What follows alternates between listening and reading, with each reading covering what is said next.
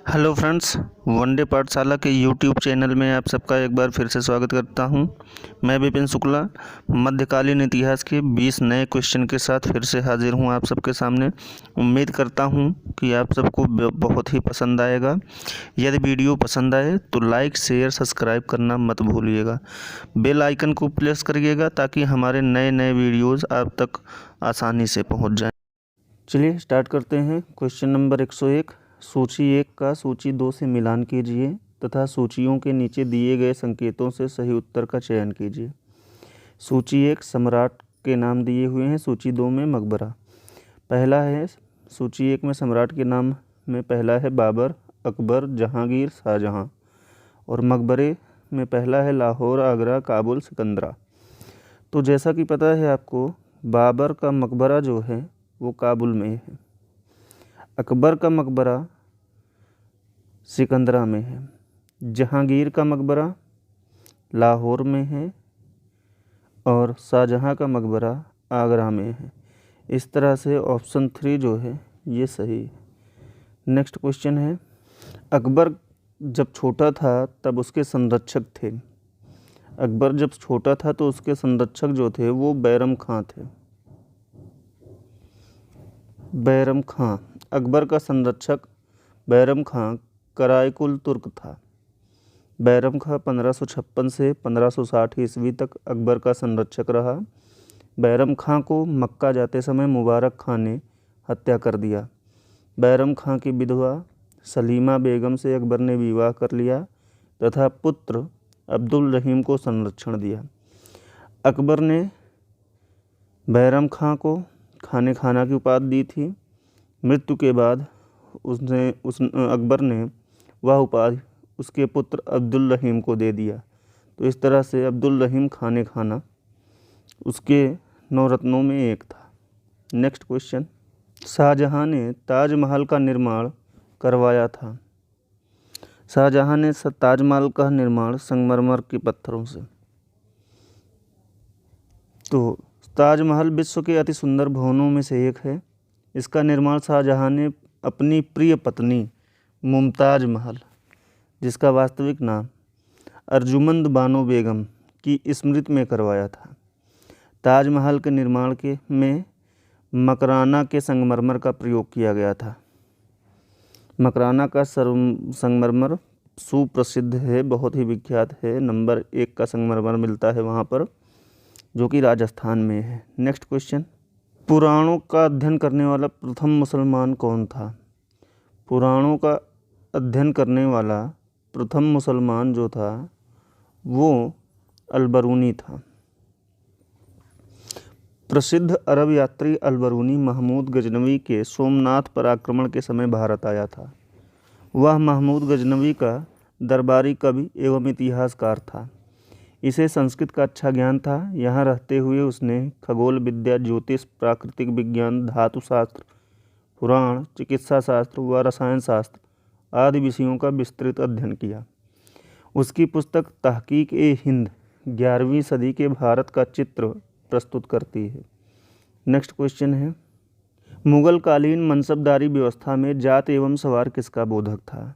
तो मुगल कालीन मनसबदारी व्यवस्था जो थी उसमें जात एवं सवार जो है क्रमशः मनसबदार के पद एवं उसके सैनिक दायित्वों का बोधक था। मनसबदार मुगल शासनकाल में बादशाह अकबर के समय में उसे कहते थे जिसे कोई मनसब अथवा ओहदा मिलता था। किसी भी मनसबदार को उसके मनसब के हिसाब से ही वेतन दिया जाता था।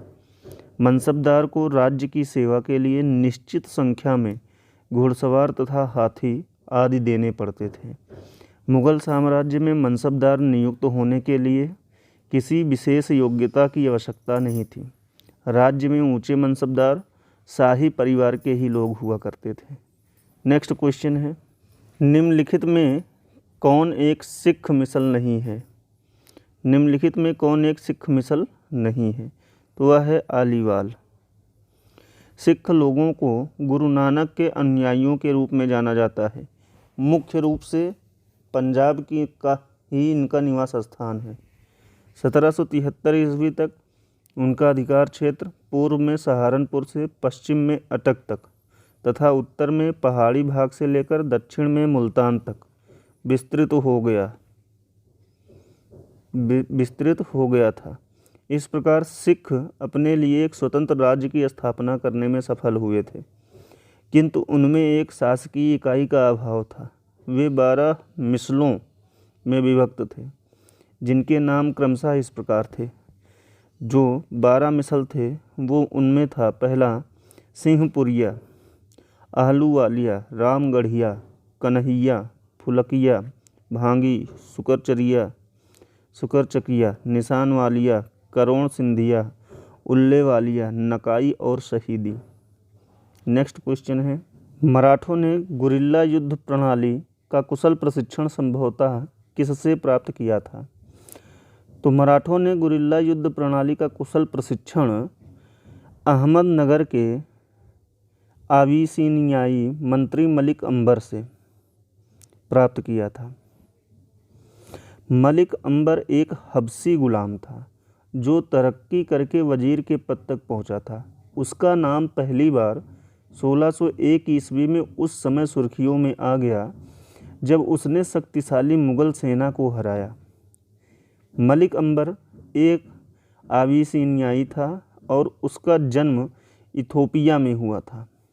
उसने एक बड़ी मराठा सेना तैयार की थी। मराठे तेज गति वाले थे और दुश्मन की रसद काटने में काफ़ी होशियार थे। मलिक अंबर ने मराठों को गुरिल्ला युद्ध में भी निपुणता प्रदान कर दी थी। यह गुरिल्ला युद्ध प्रणाली दक्कन के मराठों के लिए परंपरागत थी और अंबर के सहयोग से वे इसमें और भी निपुण हो गए, लेकिन मुग़ल इससे अपरिचित ही थे। मलिक अंबर ने मुग़लों का बरार, अहमदनगर और बालाघाट में टिकना कठिन कर दिया। नेक्स्ट क्वेश्चन है, किस शासक ने स्वयं को खलीफा घोषित किया? तो मुबारक खिलजी ने स्वयं को खलीफा घोषित किया। मुबारक खिलजी ने उल इमाम एवं खिलाफत उल्लाह की उपाधि धारण की थी। उसने खिलाफत के प्रति भक्ति को हटाकर अपने को इस्लाम धर्म का सर्वोच्च प्रधान और स्वर्ण तथा पृथ्वी के अधिपति का खलीफा घोषित किया। साथ ही उसने अलौसिक बिल्लाह की धर्म की प्रधान उपाधि भी धारण की थी। नेक्स्ट क्वेश्चन है, हुमायूं के मकबरे एवं खाना के मकबरे की वास्तुकला से प्रेरित होने वाला ताजमहल का वास्तुकार कौन था? तो जो ताजमहल का वास्तुकार था वो था उस्ताद इंसा। ताजमहल उत्तर प्रदेश के आगरा शहर के बाहरी इलाके में यमुना नदी के दक्षिणी तट पर बना हुआ है। इसे प्रेम की निशानी कहा जाता है। ताजमहल मुगलकालीन शासक की सबसे प्रसिद्ध स्मारक है। सफ़ेद संगमरमर की यह कृति संसार भर में प्रसिद्ध है और पर्यटकों के आकर्षण का मुख्य केंद्र है। ताजमहल विश्व के 7 आश्चर्यों में से एक है। मुग़ल बादशाह शाहजहां ने ताजमहल को अपनी पत्नी अर्जुमंद बानो बेगम, जिन्हें मुमताज़ महल भी कहा जाता था, की याद में बनवाया। ताजमहल को शाहजहां ने मुमताज़ महल की कब्र के ऊपर बनवाया था। मृत्यु के बाद शाहजहां को भी वहीं दफनाया गया। मुमताज़ महल के नाम पर ही इस मकबरे का नाम ताजमहल पड़ा।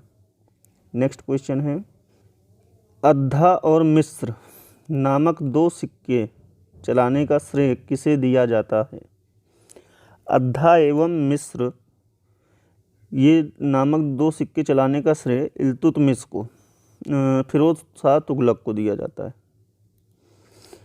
फिरोज शाह तुगलक ने मुद्रा व्यवस्था के अंतर्गत बड़ी संख्या में तांबा एवं चांदी के मिश्रण से निर्मित सिक्के जारी करवाए, जिन्हें संभवतः अद्धा एवं मिस्र कहा जाता था। फिरोज शाह तुगलक ने संसगनी सिक्का, जो कि 6 जीतल का था, चलवाया था। उसने सिक्कों पर अपने नाम के साथ अपने पुत्र अथवा उत्तराधिकारी फतह खां का नाम भी अंकित करवाया। फिरोज ने अपने को खलीफा का नायब पुकारा।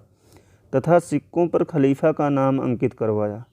वह प्रथम सुल्तान था जिसने विजयों तथा युद्धों की तुलना में अपनी प्रजा की भौतिक उन्नति को श्रेष्ठ स्थान दिया। नेक्स्ट क्वेश्चन है, भक्ति आंदोलन की शुरुआत कहाँ से हुई? भक्ति आंदोलन की शुरुआत दक्षिण भारत से हुई। मध्यकाल में भक्ति आंदोलन की शुरुआत सर्वप्रथम दक्षिण के अलवर भक्तों द्वारा की गई। दक्षिण भारत में से उत्तर भारत में 12वीं शताब्दी के प्रारंभ में रामानंद द्वारा यह आंदोलन लाया गया। भक्ति आंदोलन का महत्वपूर्ण उद्देश्य था हिंदू धर्म एवं समाज में सुधार तथा इस्लाम एवं हिंदू धर्म में समन्वय स्थापित करना। नेक्स्ट क्वेश्चन है, कीका के नाम से किसे जाना जाता था? कीका के नाम से महाराणा प्रताप को जाना जाता था। महाराणा प्रताप का विधिवत राज्याभिषेक समारोह कुंभलगढ़ में मनाया गया था। राव चंद्रसेन ने भी इस समारोह में भाग लिया था। नेक्स्ट क्वेश्चन है, जसवंत सिंह को महाराजा की उपाधि किसने दी थी? जसवंत सिंह को महाराजा की उपाधि शाहजहां ने दी थी। जसवंत सिंह ने शाहजहां की भरपूर सेवा की थी। इससे प्रभावित होकर शाहजहां ने जसवंत सिंह को महाराजा की उपाधि दी थी। नेक्स्ट क्वेश्चन है, कीर्ति स्तंभ तथा कुंभलगढ़ प्रशस्ति की रचना किसने की थी? कीर्ति स्तंभ तथा कुंभलगढ़ प्रशस्ति की रचना कवि महेश ने की थी। मंडन के भाई नाथा ने वस्तुमंजरी की रचना की थी। कीर्ति स्तंभ प्रशस्ति एवं कुंभलगढ़ प्रशस्ति की रचना 1460 ईस्वी में पूरी हुई थी। नेक्स्ट क्वेश्चन, भक्ति एवं सूफी आंदोलन के संतों का योगदान था। भक्ति एवं सूफी आंदोलन के संतों का योगदान धार्मिक सद्भाव में था। 15 से 16वीं सदी के प्रथम चरण में भक्ति आंदोलन से जुड़े संतों तथा सूफियों ने धार्मिक सद्भाव की पृष्ठभूमि तैयार की। इन आंदोलनों में सर्वधर्म समभाव की भावना को मजबूत किया। अकबर द्वारा चलाया गया दीन ए इलाही धर्म था जो सर्वधर्म समभाव या सुलह ए कुल सिद्धांत पर आधारित था। कबीर मानवतावादी कवि निर्गुण मत के पोषक थे। कबीर जुलाह थे। नीरू और नीमा ने इनका पालन पोषण किया। नेक्स्ट क्वेश्चन है, निम्न में वह सूफी संत कौन था जो यह मानता था कि भक्ति संगीत ईश्वर के निकट पहुंचाने का मार्ग है? वह सूफी संत कौन था जो यह मानता था कि भक्ति संगीत ईश्वर के निकट पहुंचाने का मार्ग है? शेख मोइनुद्दीन चिश्ती। शेख ख्वाजा मोइनुद्दीन चिश्ती का मानना था कि भक्ति संगीत ईश्वर के निकट पहुंचने का मार्ग है। शेख ख्वाजा मोइनुद्दीन चिश्ती ने अजमेर को केंद्र बनाकर चिश्ती संप्रदाय को भारत में लोकप्रिय बनाया। चिश्ती संप्रदाय भारत में सबसे प्राचीनतम और सबसे लोकप्रिय संप्रदाय है। 1190 से 92 ईस्वी के बीच चिश्ती संप्रदाय का केंद्र अजमेर को बनाया। सूफी संत को पीर कहा जाता है। सूफी संप्रदाय में शिष्य को मुरीद कहा जाता है। नेक्स्ट क्वेश्चन, मुगल चित्रकारी ने किसके शासनकाल में पराकाष्ठा प्राप्त की? मुगल चित्रकारी ने जहांगीर के शासनकाल में अपनी पराकाष्ठा प्राप्त की। जहांगीर के काल को मुगलकालीन चित्रकला का स्वर्णकाल माना जाता है। जहांगीर स्वयं चित्रकाल में के महान पारखी थे। जहांगीर के दरबार में उस्ताद मंसूर, बिशनदास, अबुल हसन आदि महान कलाकार थे। उस्ताद मंसूर ने बाज के चित्र बनाए। शाहजहां के काल में चित्रकला के कृत्रिम रंगों का अधिक प्रयोग किया गया। औरंगजेब के समय चित्रकला पर ध्यान नहीं दिया गया क्योंकि इसे इस्लाम का विरोध माना जाता था। नेक्स्ट क्वेश्चन, उस मुगल महारानी का नाम लिखिए जिसका नाम सभी मुगल फरमानों तथा सिक्कों पर लिखा जाता था। तो वह थी नूरजहां। नूरजहां के प्रेम में जहांगीर इस कदर दीवाना था कि धीरे धीरे राज्य के कार्यों में नूरजहां हस्तक्षेप करने लगी थी। इसी कारण जहांगीर के नाम के साथ मल्लिका नूरजहां का नाम भी सिक्कों पर अंकित किया जाता था। शाही फरमानों पर सम्राट के नाम के साथ उसका नाम भी लिखा जाता था। भूमि अनुदान के पत्रों पर उसकी नाम की छाप को अंकित करना अनिवार्य था। नेक्स्ट क्वेश्चन है, निम्नलिखित में कौन सा सुमेलित नहीं है? हुमायूंनामा, हुमायूं, बाबरनामा, बाबर तुजू के जहांगीरी, जहांगीर, शाहजहांनामा, इनायत खां। तो हुमायूंनामा, हुमायूं बिल्कुल ये गलत है, यह सुमेलित नहीं है, बाकी तीनों सुमेलित हैं। हुमायूंनामा की रचयिता बाबर की बेटी गुलबदन बेगम है। हुमायूंनामा 2 भागों में बांटा हुआ है। इसका पहला भाग बाबर के इतिहास से संबंधित है और दूसरा भाग हुमायूं के हालत बयां करता है। नेक्स्ट क्वेश्चन है, फैजी निम्नलिखित में से किसके दरबार में रहता था? फैजी जो है अकबर के दरबार में। फैजी अकबर का दरबारी कवि था। इसने अनेक ग्रंथों की रचना तथा अनेक ग्रंथों का फारसी में अनुवाद किया, जैसे लीलावती, महाभारत आदि। अनेक हिंदी पद्य रचनाओं का श्रेय भी फैजी को है। फैजी के अधीन अकबर ने अनुवाद विभाग की स्थापना की थी। तो दोस्तों ये था 20 क्वेश्चन आज का मध्यकालीन इतिहास से, जो कि किसी भी पेपर की दृष्टि से बहुत ही इम्पोर्टेंट है। आप लाइक, शेयर और सब्सक्राइब करना मत भूलिएगा। हम ऐसी ही अच्छी अच्छी वीडियो आपके सामने और लाते रहेंगे। तब तक के लिए इजाज़त दीजिए। धन्यवाद।